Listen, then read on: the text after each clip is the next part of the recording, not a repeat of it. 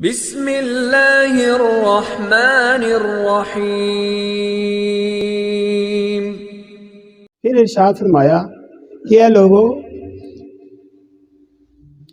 کہ میں اپنے اہل بیت کے بارے میں تجھے اللہ سے ڈراتا ہوں۔ آپ وہ منظر دیکھ رہے تھے قریب ہی سے کہ آنے والا وقت یہ لوگ میری آل کے ساتھ کون کون سی بے وفائیاں کریں گے۔ پھر تیسری مرتبہ آپ نے ارشاد فرمایا لوگو غور سے سن لو، میں اپنے اہل بیت کے بارے میں تمہیں اللہ سے ڈراتا ہوں، کہیں تم گمراہ نہ ہو جانا۔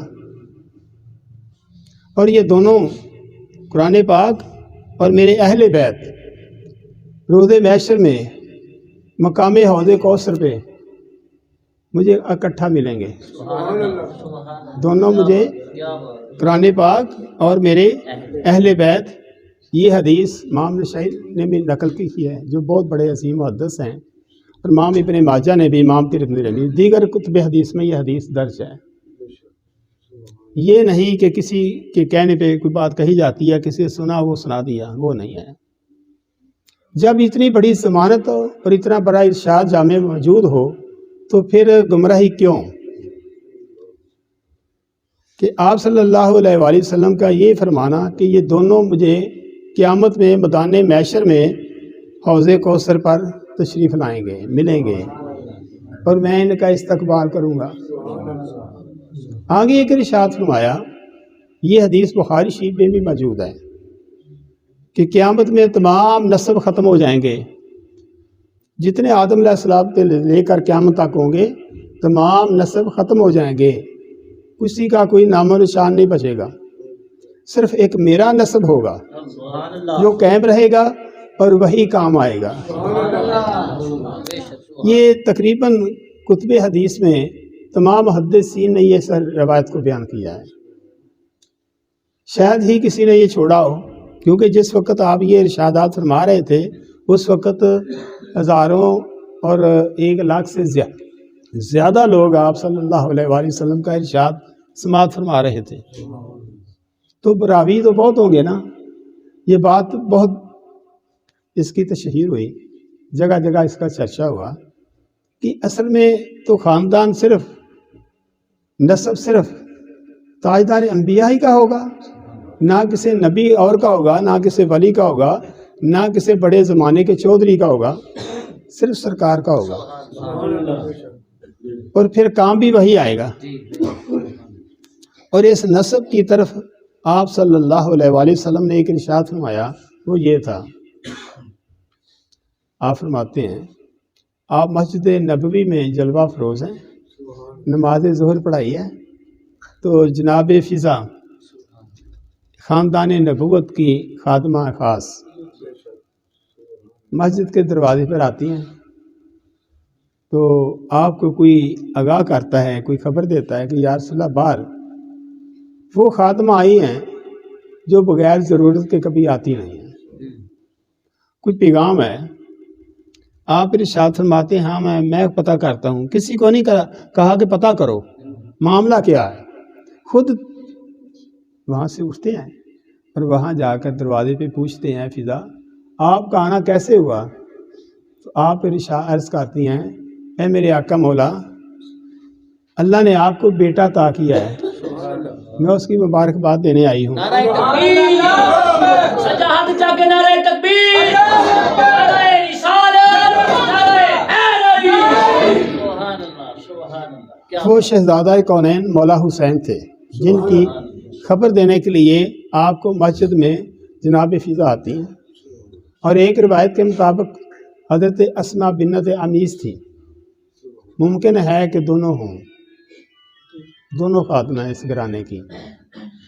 جب آپ فوراً اسی وقت جو محفل تھی وہ برخاست کی اور واپس آ کے کچھ بتایا نہیں کسی کو، کہ میں یہ بھی نہیں ہوتا ہے نا کہ یہ بات کل بیان کر لیں گے۔ آپ سیدہ پاک کے گھر جاتے ہیں اور اس شہزادے کو اپنی گودی میں لیتے ہیں اور اس کے چہرے کی طرف دیکھتے ہیں اور مسکراتے ہیں، اور اس مسکراہٹ کے درمیان ایک کیفیت ایسی بھی غالب آتی ہے کہ آپ کے آنسو گرتے ہیں، اتنی شدید خوشی کے عالم میں تو مولا کائنات حضرت مولا علی کرم اللہ وجہ الکریم علیہ الصلاۃ والسلام عرض کرتے ہیں میرے مولا یہ کیا معاشرہ ہے، اتنی عظیم خوشی کے موقع پہ کہ آپ نے فرمایا کہ علی میں وہ دیکھ رہا ہوں وہ دنیا والے نہیں دیکھ رہے، میں وہ دیکھ رہا ہوں جو دنیا والے نہیں دیکھتے۔ مجھے ساتھ ہی ایک پیغام مل گیا ہے، اس کی طرف میں بات نہیں چھیڑوں گا، ٹائم بہت ہو گیا، 8:45 بج گئے ہیں، اس کو کلوز کرتے ہیں۔ آگے یہ ارشاد فرمایا کہ علی تم گواہ ہو جاؤ کہ جو میرے اس بیٹے سے ان بیٹوں سے محبت کرے گا اللہ اس سے محبت کرے گا، اور جو ان سے بغض رکھے گا اللہ اس سے بغض رکھے گا۔ جس سے اللہ رب العزت بغض رکھے اس کا اس دنیا میں آخرت میں بچتا کیا ہے؟ تباہ ہو جاتا ہے۔ اور آخری جو بات آج کی ہے وہ یہ ہے کہ باتیں تو آپ نے بے شمار حدیث سنی، فضائل سنے، سنتے ہی رہے ہیں، بچپن سے بڑھاپا آیا، بچے بھی سن رہے ہیں، نہ ختم ہونے والا یہ سلسلہ قیامت تک جاری رہے گا۔ روز محشر میں بھی یہ سچ پوچھیں تو اسی پہ بات ہوگی آئندہ جمعے کہ روز محشر انہی کے لیے سجایا جائے گا، ورنہ تو ہر کسی کو قبر میں ہی اس کی جزا سزا شروع ہو جائے گی۔ تو یہ محشر کا میدان کب کیوں لگایا جائے گا؟ اول سے لے کر آخر تک انسان کو اکٹھا کیا جائے گا، جنات کو اکٹھا کیا جائے گا، ملائکہ کو اکٹھا کیا جائے گا، یہ اس گھرانے کی شان و شوکت کی نمائش ہوگی۔ وہ ایک طویل بات ہے، اس کو نہیں ہم چھیڑیں گے، صرف یہ ایک عرض کرنا تھا کہ حضور صلی اللہ علیہ وآلہ وسلم کا یہ ارشاد کبھی نہ بھولیے گا کہ جو ان سے محبت کرے گا اللہ ان سے محبت کرے گا، اور ساتھ یہ ارشاد فرمایا ان تبع من احببتہ، جو کسی سے محبت کرے گا اسی کے ساتھ ہوگا، قیامت میں اسی کے ساتھ ہوگا۔ اب آپ اور ہم نے یہ دیکھنا ہے کہ ہم کسی کے ساتھ رہنا چاہتے ہیں۔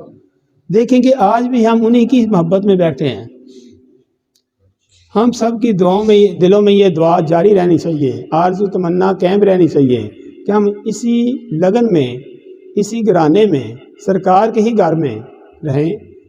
اور صحابہ کرام کا یہی وتیرہ تھا کہ ان کی شب بیداریاں ان کی عظمتوں میں ذکر میں ان کی قریب رہ کر ان کے تذکرے کیا کرتے تھے اور محبت کے عظیم انداز ہوا کرتے تھے۔ آج ہم سب کے لیے یہ ایک بہت بڑا اچھا موقع ہے کہ یہ جو مہینہ ہے نا شعبان کا، ابھی بابا جی سرکار بیان فرما رہے تھے کہ یہ بڑی عظمتوں برکتوں والا ہے کہ اس میں سادات کی بہت بلادتیں ہیں۔ یکم کو حضرت عباس علمدار حسین کی سیدہ زینب پاک، یہ زینب پاک وہ ہیں کہ جن کے باپ بھی شہید ہیں، جن کے بھائی بھی شہید ہیں، جن کے بیٹے بھی شہید ہیں، یہ شہیدوں کا گھرانہ ہے، ذہن میں رکھیں یہ خاندان شہیدوں کا ہے۔ اس میں بظاہر تو سب کہنے کو پھول ہیں، ہے بھی پھول ہیں، سرکار نے فرمایا کہ حسن اور حسین میرے جنت کے پھول ہیں، یہ حدیث پاک امام بخاری نے نقل فرمائی ہے۔ یہ جنت کے نوجوانوں کے سردار ہیں، یہ کب نبی سنائی؟ جب آپ ابھی گود میں ہیں، کسی اعمال کے صلے میں نہیں، کسی عبادت کے صلے میں جنت کے مالک نہیں بنائے گئے ہیں۔ یہ عنایات تھی اللہ رب العزت کی طرف جو آپ صلی اللہ علیہ وآلہ وسلم ارشاد فرماتے تھے۔ اور آخر میں باتیں تو نامکمل ہونے والی ہیں، کبھی کوئی کر نہیں پایا۔ میں پچھلے جمعے بھی عرض کیا تھا کہ یہ سلسلہ جو ہے محبت کا یہ ازل سے ہے، جو انسانی تخلیق کی بنیاد ہے کنتو کنزا مخفی محبت، یہ محبت پہ رکھی گئی ہے۔ انسانی تخلیق کی بنیاد ہی محبت پہ ہے۔ یہ سارا جو نظام سجایا یہ حضور صلی اللہ علیہ وآلہ وسلم کی آمد کے لیے سجایا تھا، اور اب وہ سلسلہ تھما نہیں ہے، اور قیامت کو اس کو سب کو پھر بیان کرنا ہے۔ اور ہم لوگ کبھی اہل بیت کی محبت کو نہ بھولیں، یہ وہ گھرانہ ہے جس کی بار بار تاکید کی ہے اللہ اور رسول نے، قرآن پاک میں بھی اور حدیث پاک میں بھی۔ حدیث پاک اور قرآن پاک کا مفہوم کبھی جدا نہیں ہوا، یہ ذہن میں رکھیں۔ جو لوگ جدا سمجھتے ہیں وہ گمراہی میں ہوتے ہیں، حضور صلی اللہ علیہ وآلہ وسلم کا ہر نکلا ہوا آپ کی زبان مقدس سے جملہ وہ اللہ کی وحی ہوتا ہے۔